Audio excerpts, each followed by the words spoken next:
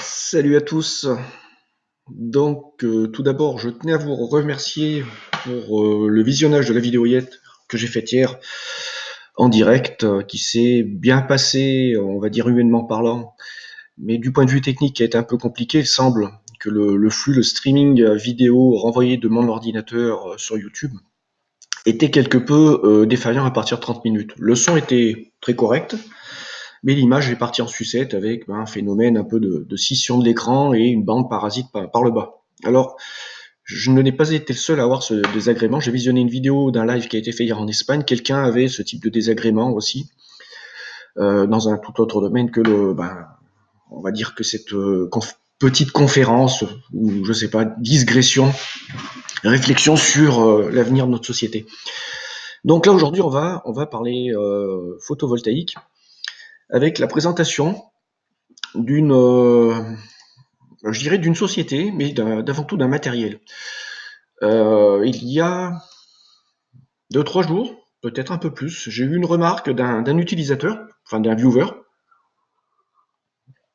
tout à fait justifié sur le fait que, bon, je parlais de ce qui se passait en France sur divers sujets, que sur le photovoltaïque, mais que je faisais de la publicité pour du matériel chinois. Alors bon, tout d'abord, je fais pas de publicité, puisque je ne gagne rien, j'ai aucun contrat, j'ai aucun arrangement, enfin quoi que ce soit, voilà. Je suis en contact avec des distributeurs qui me donnent des informations concrètes pour éviter de vous dire des conneries par moment, c'est-à-dire que je vais piocher de l'information, ils me répondent, et vu que je suis du métier globalement d'électrotechnique, je suis à même de jauger si on me dit si on m'en fume ou si on m'en fume pas. Donc je ne suis pas voilà, je ne suis pas revendeur, je n'ai aucun business là-dedans. Et la remarque était que voilà, pas de matériel français. Et je me suis dit quand même, Laurent, il faut que tu ailles vérifier un peu ce qui se passe sur le monde du photovoltaïque, voir si éventuellement il n'y aurait pas une petite boîte française quelque part qui produirait des onduleurs hybrides. Et là, à force de chercher, ça n'a pas été forcément simple, c'est peut-être même plus du pot qu'autre chose. Attendez 2 secondes, je vais couper un peu le store.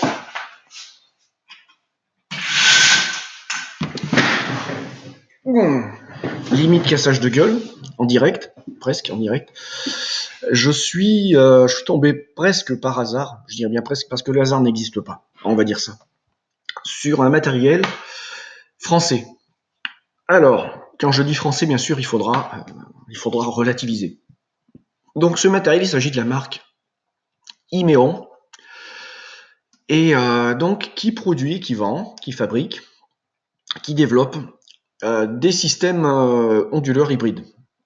Donc on va dire l'équivalent de ces fameux PIP 40-48 ou versions supérieures ou inférieures, ou WKS pour les versions distribuées par What You Need, ou bien d'autres marques.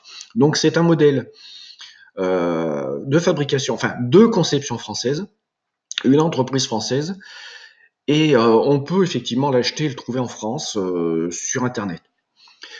Donc, on va aller plus en avant pour étudier un peu le truc, et puis ça va nous permettre d'aborder d'ailleurs quelques sujets. Donc Imeon, on va d'abord parler de leurs produits, on va regarder un peu ce qu'ils ont. On va regarder ce qui nous concerne pour l'essentiel, pour l'instant, leur gamme d'onduleurs. Donc il s'agit bien d'onduleurs hybrides, ça vous voyez. Ensuite, vous pouvez regarder le look, la taille, c'est à peu près ce qu'on connaît chez les onduleurs dont je parle plus souvent. Alors, tout en un, plus autonome, plus flexible, plus évolutif, plus connecté. Bon, ça après, ils ont un site internet qui est bien fait. Je dois dire que c'est du bon boulot. J'ai pas vérifié côté web marketing, parce que l'objet sera pas ça. On va voir si derrière ils avaient pas quelques trucs à améliorer, mais bon, c'est pas l'objet du truc. Ensuite, on voit que le système est bien compact. Ils reprennent les fondamentaux, système modulaire, avec un afficheur qui permet de visualiser et en même temps de piloter, de paramétrer. Et ensuite, en dessous, l'accès connectique et certainement protection. Il faudrait vérifier, mais bon là, j'ai pas regardé vraiment dans le détail. On va rester quand même dans les grandes lignes pour faire une présentation rapide de ce matériel pour vous dire oui, ça existe. Ça existe, mais alors, donc ce que l'on peut se rendre compte, c'est qu'il y a deux versions, le 9.12 et le 3.6. Alors les différences, je suis allé voir, c'est que là vous allez avoir une version monophasée 220 volts qui va être limitée à une puissance de sortie de 3 kilowatts, hein, je dis bien 3 kilowatts en maxi, en instantané, et qui peut monter, alors je crois que la donnée, ça doit être au double, 6 kilowatts pendant 3 secondes, avant de passer en surcharge et de se mettre en défaut. Mais bon, tout ça on va pouvoir le vérifier sans doute par la suite. Alors ce matériel a beaucoup de possibilités de connectivité, hein, vous l'avez vu plus haut, il y a une petite antenne Wi-Fi, et il y a certainement un connecteur qui va nous permettre de mettre un câble Ethernet. Donc au niveau connectivité, on est déjà sur un matériel qui est bien avancé. Le paramétrage se fait entre autres par une interface web, hein. Alors, on va continuer, voir un peu ce qu'il nous présente. Le son, le onduleur évolutif du marché. Donc là, on voit quelques informations complémentaires pour nous convaincre voilà, d'évolutivité et de la connectivité de ce dispositif. Alors, ensuite, plus concrètement, et ben on va aller voir ce fameux onduleur. Et la version monophasée, pour celle qui nous intéresse, ça sera la plus simple à éplucher. Donc le site internet réagit assez vite, hein, malgré que j'ai une connexion qui ne soit pas des plus performantes. Alors puissance photovoltaïque, alors minimum 2 kW crête, donc il y a un minimum impératif, hein, on va pas être sur comme dans les onduleurs hybrides type WKS, où vous allez pouvoir descendre à, mettons, 750 watts, là vous serez contraint d'avoir une installation suffisante. Ensuite, vous pourrez monter jusqu'à 4 kW crête, ce qui est tout à fait honorable, hein, pour un onduleur de ce type-là. Je pense que les choix de puissance ont été bien calibrés. Bon, peut-être qu'il pourrait faire un tout petit peu mieux en puissance de sortie, c'est-à-dire être capable de délivrer 4 kW crête en sortie, c'est peut-être le petit inconvénient. Capacité de stockage de 2 à 15, Wi-Fi web et serveur web intégré, compatibilité lithium-ion. Donc effectivement, si compatibilité avec les batteries acides. Par contre, j'ai pas vu de compatibilité avec les fameuses batteries qui sont celles qu'on va trouver au plus bas prix, qui vont être les fameuses batteries gel, garantie jusqu'à 20 ans. Alors, bon, ensuite, les mêmes blabla. 3.6, connectivité. Bon, ça, on va dire, c'est des accessoires, c'est du standard, hein. Après, peut-être un spécifique pour le connecteur, je sais pas si c'est un standard ou pas.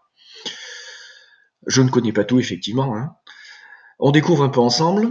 Ensuite, eh ben, on va rentrer sur les spécificités. Ça, c'est super intéressant. Donc, puissance nominale de sortie, on est bien sur 3 kW crête. Alors, donc, on est sur une version qui va être intermédiaire avec l'onduleur hybride type WKS, où vous aurez 2,4 ou 4. On est en intermédiaire. Je pense qu'il serait sympa qu'ils évoluent et qu'ils nous fassent une version 4 kW crête en sortie. Pour moi, ça serait même indispensable pour que ça puisse vraiment coller à une maison avec 4 personnes à l'intérieur, sans avoir à trop être emmerdé par une sélection à faire entre des appareils ou un autre et à mettre l'appareil en défaut. Ça serait pour moi un petit bémol. Peut-être le seul, même d'ailleurs, par rapport à ce que je vois, étant donné que j'ai pas pu l'essayer. Alors la puissance maximale de sortie, c'est ce que je vous avais dit de mémoire, pour vous dire que j'avais quand même un peu potassé le sujet, même si on fait un peu dans la lecture en direct. 6 kW crête pendant 3 secondes. Tension de sortie 230 volts, donc on est sur du monophasé standard. La puissance nominale de sortie, 230. Et donc multiplié par 13 ampères, ça vous donnera la puissance. Courant maximal d'entrée, donc ça va être pour ce qui va être alimentation en direct ou recharge de batterie. Injection réseau. Ah, voilà la nouveauté. Oui par défaut. Alors, ce qui est intéressant, c'est que cet onduleur fait de la réinjection réseau. Et donc, faisant de la réinjection réseau, ça va plus être l'équivalent du WKS standard tel que celui que je l'ai, ou du WKS ou de ses copies. Ça va être l'équivalent du fameux onduleur qu'on va retrouver et qui est utilisé par Christo 48, je crois. Hein. Je corrigerai éventuellement. C'est-à-dire, cet onduleur a la capacité d'alimenter votre maison en mode autonome, mais également de faire de la réinjection. Et là, c'est super intéressant parce qu'on va se retrouver dans une tranche de prix au matériel équivalent asiatique, enfin, on va dire de marque et de fabrication asiatique, ou avec une marque qui sera locale, mais qui aura été en fait conçue à l'étranger, au niveau des laboratoires de recherche, qui sera avec des performances et des fonctions équivalentes. Donc ça, c'est un deuxième point, enfin pour moi, c'est un très gros point positif. Par contre, ça implique d'autres choses qu'on va voir par la suite. Donc priorité source d'énergie, panneaux photovoltaïques, stockage au réseau. Donc vous voyez qu'il y a vraiment plusieurs modes avec des priorités. Alors puissance d'entrée panneaux photovoltaïques, 4 kW. Bon pour moi ça fait le boulot, il y a suffisamment de panneaux photovoltaïques en entrée pour une maison, à mon sens.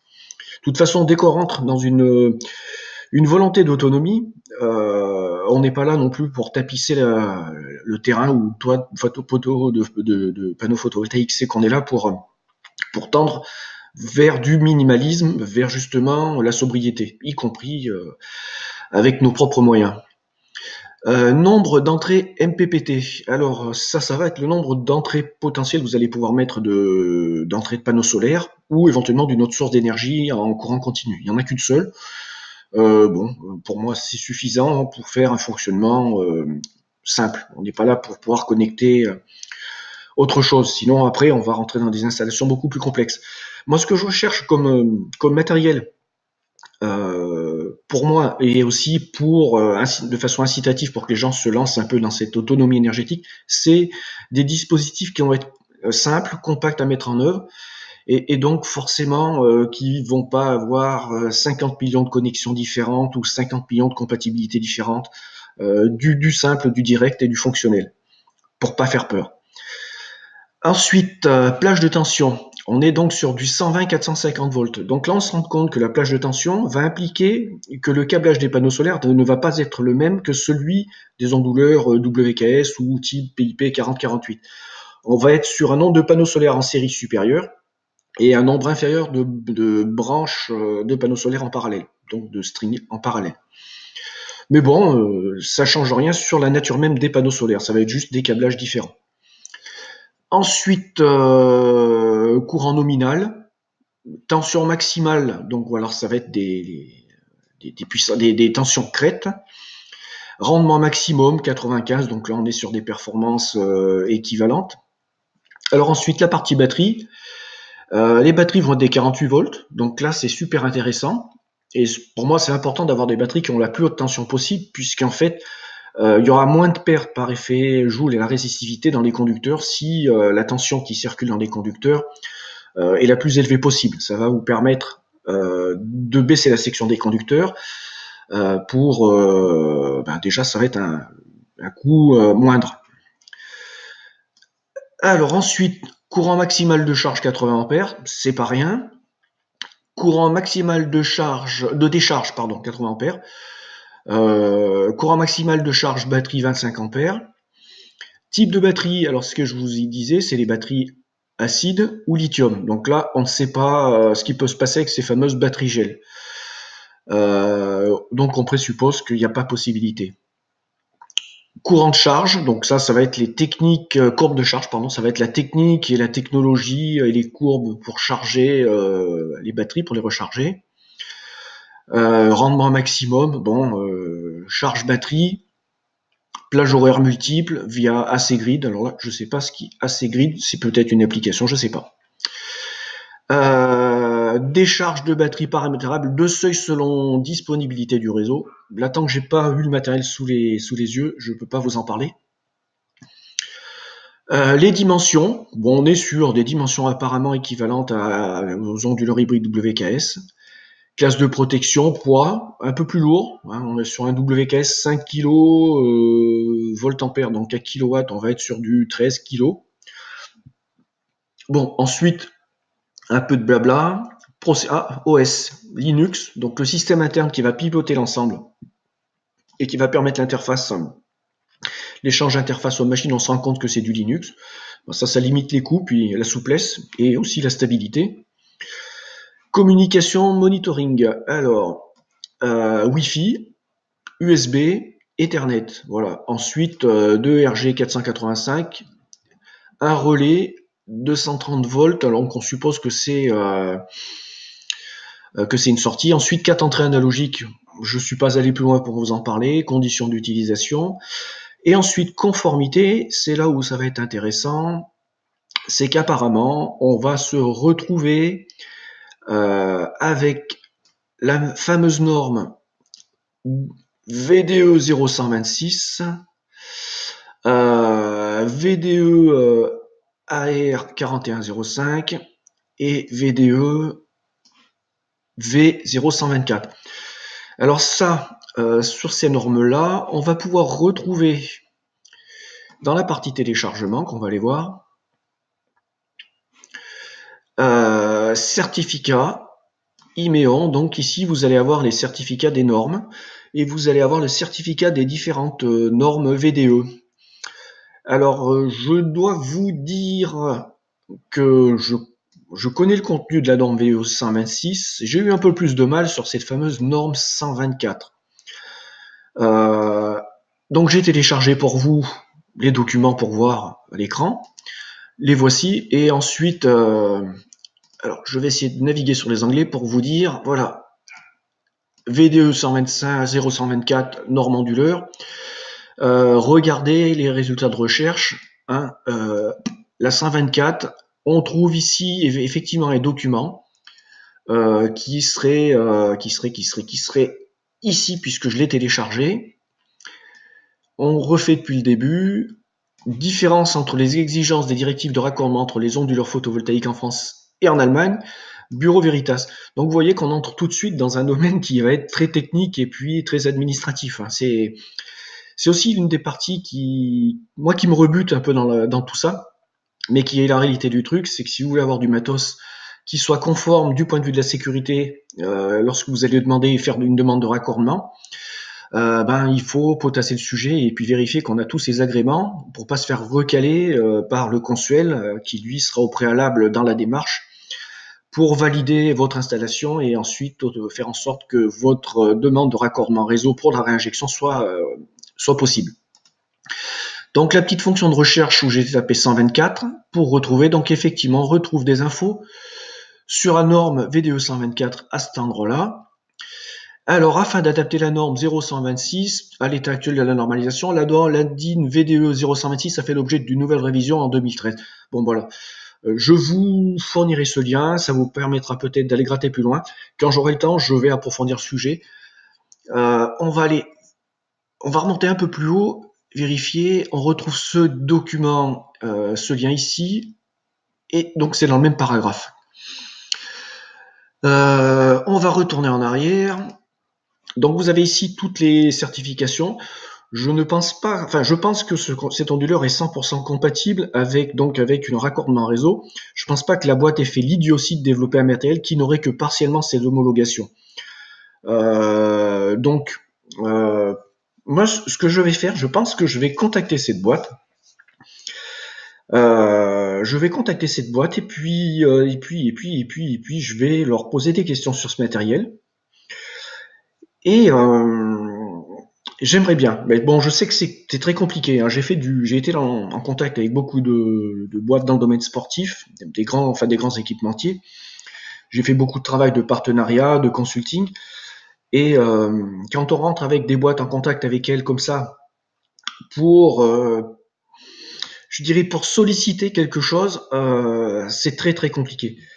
Mais effectivement, dans l'idéal, j'aurais bien aimé pouvoir tester ce matériel. Malheureusement, je peux pas le faire sans l'acheter. Et je pense que je vais tenter le coup, avec sans doute une marge de possibilité que cette prise de contact s'avère positive, très très faible. Mais ça serait intéressant qu'on puisse tester ce matériel pour en parler justement et pour faire en sorte que les gens qui se lancent comme moi dans l'autonomie électrique et dans la sécurisation de leur approvisionnement puissent se dire merde, il y a un matos français qui existe, pourquoi je vais acheter en Asie? Je vais réfléchir à ça, je vais voir ça, parce que en plus tester ce matériel-là m'obligerait moi à modifier le câblage de mes panneaux. Vous comprenez, ce serait tout un contexte. Je vais Je vais réfléchir à ça. Franchement, ça me botte. C'est la curiosité qui m'anime. Et puis s'il y a moyen de faire tourner la boutique avec du matos français pour nous tous, et à un prix qui en fait ne serait pas supérieur à du matériel asiatique à caractéristiques équivalentes, pour moi c'est tout bonus, quoi. Alors on va continuer. Donc là on est passé sur cet onduleur. Alors le prix. Donc j'ai fait une petite recherche rapide sur Google, hein, et donc Alma Solaire, bon j'ai jamais acheté chez eux, peut-être que vous oui, et on tombe sur un prix de 2165 euros TTC. Alors c'est là où on va faire une petite recherche sur une boutique qu'on connaît bien, What You Need, et on va aller voir, on va sans doute le trouver. Alors toutes les catégories, kit, alors onduleur convertisseur, convertisseur de 130 volts. Hop, on va aller du côté. Alors, donc c'est là, c'est ce dispositif-là, c'est un de ces deux onduleurs là que vous allez retrouver qui va être équivalent. Et en fait, l'onduleur que je vous présente se situe entre ces deux. Donc on est sur une gamme de prix équivalent. La différence, c'est que là on est sur du 3 kW et là on est sur du 5. Et donc en fait on est vraiment sur de l'intermédiaire puisque là 3 kW, on va aller vérifier les données. Concrètement. Puissance nominale 3 kW crête. Entrée, il faut que je vérifie les données en direct en même temps avec vous. 3 kW, parce qu'il faut se méfier toujours de ces données techniques entre 3 kW et 3 kVA. Beaucoup d'onduleurs sont vendus avec des caractéristiques 3 kVA et vous vous retrouvez en fait qu'avec 2,4 kW en réalité. Caractéristiques, fichiers, hop, datasheet multisolar. Allez, on va regarder ça en direct.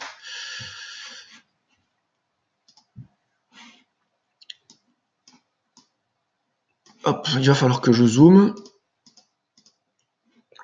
Alors, puissance input pour le 3, donc on est sur le nombre de maxi en panneau solaire. Puissance en sortie, c'est bien des watts. Donc on est sur, je vérifie, 3000. On est sur une position, ouais, en fait l'onduleur serait plutôt en équivalence avec celui-ci. Donc il y a une petite différence de prix quand même. Mais bon, tout ça est à creuser dans le détail. Là, on est sur une visite très rapide du dispositif. Alors, on continue maintenant. On a fait un peu le tour de cet onduleur. Et avec ses caractéristiques, on va se pencher un peu sur la boîte. On connaît la gamme de prix. Qui pour moi, dans une tranche de prix 1500, 2000, 2100, serait pas ce qui ferait que je passerais sur, si j'avais le choix à faire, voilà, je vous le dis honnêtement, entre un onduleur, fabrication, développement chinois, asiatique, et un onduleur français, pour cette différence de prix-là, je prendrais le modèle français. Ça, c'est ce que je ferai. Ensuite, on va aller sur le site internet de la boutique, enfin de la marque, et on va regarder un peu la société. Imeon Énergie. Donc vous voyez, tiens, c'est assez marrant qu'il nous ait présenté cet onduleur en le mettant dans le salon, hein, alors que tout le monde le mettra dans un local annexe. Bon, c'est pour montrer en fait que il a un look, il y a une certaine recherche dans le look certainement. Alors, notre société, où c'est qu'on va pouvoir? Alors voilà, à propos, après plusieurs années de recherche et développement, Imeon Énergie, fabricant français d'onduleurs solaires, a développé Imeon, un système électronique innovant permettant de rendre une habitation autonome par l'utilisation intelligente d'une installation solaire couplée à des batteries. Alors, là où il faut être un peu modéré, c'est que c'est un fabricant. Moi, je dirais pour l'instant, c'est un concepteur. S'il n'y a pas d'usine de production, c'est pas un fabricant. Pourquoi? Puisque voilà, je suis allé dans les données dans Alma, lieu de production Asie. C'est pour vous dire que je survole les données, mais je vais quand même parfois en détail et je regarde beaucoup de choses avant de vous présenter ou de dire tout et n'importe quoi et parfois son contraire. Donc je plaisante bien sûr, j'essaie toujours d'être dans le plus juste. Donc, petit bémol supplémentaire, matériel fabriqué en Asie. C'est quand même rageant. C'est quand même rageant qu'on ne soit pas capable de produire sur place du matériel. Voilà donc une présentation d'un fabricant, enfin d'une entreprise française. On va aller un peu plus loin pour vérifier un peu cette entreprise. Hein. Imeron Énergie, voilà, adresse donc à Brest, France. Capital social 500 000 euros, c'est pas rien. Hein, bon. Entreprise 10 à 19 salariés. Effectivement, on n'est pas sur une unité de production, hein, on est sur une unité de recherche, développement. Ensuite, date d'immatriculation RCS 2013. Ils sont pas nouveaux et sont toujours là. Alors, j'ai pas l'accès pour voir l'évolution de leur chiffre d'affaires. Ça serait intéressant, hein, puisqu'on peut normalement, en ayant des accès plus complets, avoir accès à l'évolution de leur chiffre d'affaires, ainsi de suite. Et donc par la suite, on peut voir quels sont les dirigeants. Alors le type de société d'ailleurs. J'ai pas vérifié le type de société, si c'était. Ah, c'est une SAS, c'est pas une SARL. Hein, donc c'est le même type de société que j'ai moi dans le domaine du coaching sportif. Et donc ensuite, Imeron Énergie, vous avez le patron, The Big Boss. C'est Christophe Coasgen, d'ailleurs, c'est un nom. Ça ressemble à un nom breton quand même. Et puis, on va faire une recherche, éventuellement. Hop. Alors ça, c'est un petit bug sur mon navigateur. Dirigeant BFM TV, Imeron Énergie. Voilà, Liquidine. Liquidine qui est toujours une bonne source d'information, ainsi que... merde, je me rappelle plus son équivalent francophone. Adresse, donc là, BFM Business. Bon, on n'a pas de photo. On n'a pas trop d'informations non plus. Et sur Liquidine, là, vous aurez plus d'informations sur son patron si vous avez, si vous connectez. Voilà, donc une présentation rapide d'une entreprise française, d'un matériel tout à fait intéressant et puis voilà, qui donne raison à ce viewer qui m'avait fait cette remarque hein, que je ne présentais pas de matériel français. Donc déjà, je remercie pour la remarque. Hein. Moi, je suis tout à fait enclin à la critique. Je fais de l'autocritique permanente. Maintenant, à moi de voir, puisque j'aime parler de ce que je connais, et là, je n'ai pas testé, et il faudrait que j'arrive à me démerder pour tester ce matériel. Sur ce, je vous remercie d'avoir visionné cette vidéo. J'espère que cette vidéo vous aura intéressé. Je vous invite à gratter le sujet et à vous poser la question, à voir qui distribue ce matériel en plus de la boîte dans laquelle j'ai trouvé le prix, parce que ça me semble tout à fait intéressant. Allez, à plus.